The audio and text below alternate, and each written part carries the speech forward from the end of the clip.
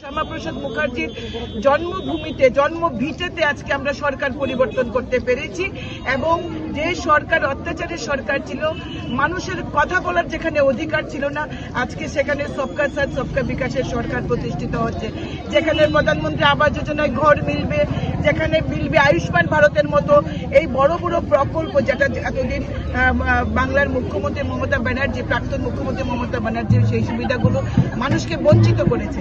পাশাপাশি আমাদের আসামে আমাদের সরকার প্রত্যাবর্তন, এটা দৃঢ় প্রত্যয়ের সঙ্গে আমাদের আসামের মাননীয় মুখ্যমন্ত্রী আমাদের ডক্টর হেমন্ত বিশ্ব শর্মা যেটা বলেছেন সেটা তিনি করে দেখিয়েছেন। এই সরকার পরিবর্তন, প্রত্যাবর্তন এবং পশ্চিমবঙ্গের সরকার পরিবর্তন করে ভারতীয় জনতা পার্টির সরকার প্রতিষ্ঠা করা, সঙ্গে পুদুচেরিতেও ভারতীয় জনতা পার্টির সরকার এনডিএ সরকার প্রতিষ্ঠিত হওয়ার জন্য গোটা দেশের সাথে আমাদের গোটা রাজ্যে এবং তেলিয়ামুড়া মণ্ডলও আজকে আমাদের বিজয় মিছিল চলছে।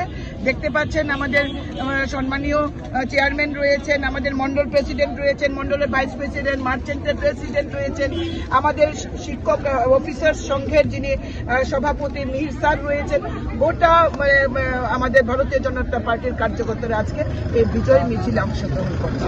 আরেকটা বিষয় আমরা গত দু একদিন আগে দেখতে পেলাম, মমতা বন্দ্যোপাধ্যায় সাংবাদিক সম্মেলন করে বলছেন যে উনি ভোটে হারেননি, চক্রান্ত করে হারানো হয়েছে বা উনি পদত্যাগ করবেন না। তো এই বিষয়টা নিয়ে কি বলবেন ভাই? উনি কি বলবেন, উনার কথার উপর তার হবে না। উনি সংবিধান মানেন না, ভোটে হেরে গেছেন, কাগজ দিয়ে দিয়েছে, যেখানে জিতেছেন ভবানীপুরে আমাদের শুভেন্দু দা, তিনি সেটা মানতে রাজি না, মুখ্যমন্ত্রীর পদ থেকে ইস্তফা দিচ্ছেন না, সুতরাং সংবিধানের নিয়ম অনুযায়ী ওনাকে বরখাস্ত করা হবে। উনি ওনার ভাইপো বলেছিলেন 4 তারিখে অমিত ভাই শাহকে থাকার জন্য, কি হয়েছে, কি করতে পেরেছেন? আপনি পালিয়ে যাচ্ছেন, এখন আর আপনাকে দেখা যাচ্ছে না আপনাদের কোনো নেতাকে। আজকে পশ্চিমবাংলার মানুষ শান্তিতে ঘুমাতে পারছে। ভারতবর্ষের সমস্ত হিন্দু যারা পশ্চিম বাংলায় যারা থাকতেন তারা আজকে নিশ্চিন্তে আমাদের পাশে রয়েছেন, তারা বুঝতে পারছে তারা আজকে মোদিজির হাতে তারা সুরক্ষিত।